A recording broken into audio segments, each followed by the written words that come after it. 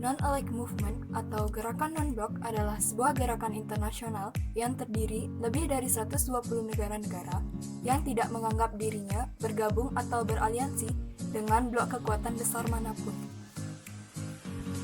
Dalam situasi Perang Dingin, pasca Perang Dunia Kedua, timbullah dua kekuatan besar, yaitu Amerika Serikat sebagai pemimpin blok Barat dan Uni Soviet sebagai pemimpin blok Timur.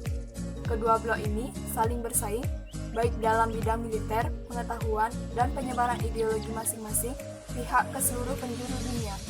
Dalam situasi tersebut, maka muncullah kelompok yang tidak ingin memihak kepada salah satu kekuatan blok dan tetap menjalin hubungan kepada keduanya. Gerakan non-blok didirikan guna membentuk satu gerakan, bukan organisasi, untuk menghindarkan diri dari implikasi birokratis dalam upaya membangun kerjasama antar negara. Gerakan non-blok tidak diarahkan pada suatu perang pasif dalam politik internasional, tetapi untuk memformulasikan posisi sendiri secara independen yang mereferensikan kepentingan negara-negara. Gerakan non-blok lahir karena adanya Konferensi Asia Afrika yang berlangsung di Bandung pada tahun 1955 yang dihadiri oleh 29 kepala negara dan kepala pemerintahan dari benua Asia Afrika yang baru saja merdeka. Konferensi Asia Afrika ditunjukkan untuk mengidentifikasi dan mendalami dalam masalah dunia pada waktu itu, dan berupaya menyepakati dasar sila Bandung yang dirumuskan sebagai prinsip dasar bagi penyelenggaraan hubungan kerjasama antar bangsa. Hingga pada akhirnya, gerakan non-blok berdiri pada saat diselenggarakannya Konferensi Tingkat Tinggi 1 di Yugoslavia pada tanggal 1 hingga tanggal 6 September 1961. Berdirinya gerakan non-blok tentu tidak terlepas dari tokoh-tokoh kunci pendiri gerakan non-blok tersebut, yaitu antara lain Gamal Abdul Nasir, Presiden kedua Mesir, Soekarno, Presiden pertama Indonesia, Kwame Nkrumah, Presiden pertama Ghana, Joseph Broz Tito, Presiden pertama Yugoslavia, Jawaharlal Nehru, Perdana Menteri India.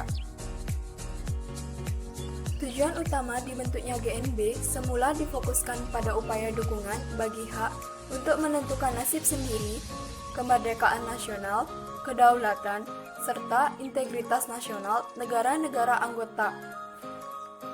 Eksistensi gerakan non-blok pasca runtuhnya tembok Berlin. Menurut pendapat yang muncul, menyatakan bahwa dengan berakhirnya sistem bipolar ini, maka eksistensi GNB telah tidak bermakna. Namun, sebagian besar negara mengusulkan agar GNB menyalurkan energinya untuk menghadapi tantangan-tantangan baru. Asas gerakan non-blok. Yang pertama, gerakan non-blok bukanlah suatu blok tersendiri dan tidak bergabung ke dalam blok dunia yang saling bertentangan. Yang kedua, gerakan non-blok merupakan wadah perjuangan negara-negara yang sedang berkembang yang gerakannya tidak pasif. Yang ketiga, gerakan non-blok berusaha mendukung perjuangan dekolonisasi di semua tempat, memegang teguh perjuangan melawan imperialisme, kolonialisme, neokolonialisme, rasialisme, apartheid, dan sionisme.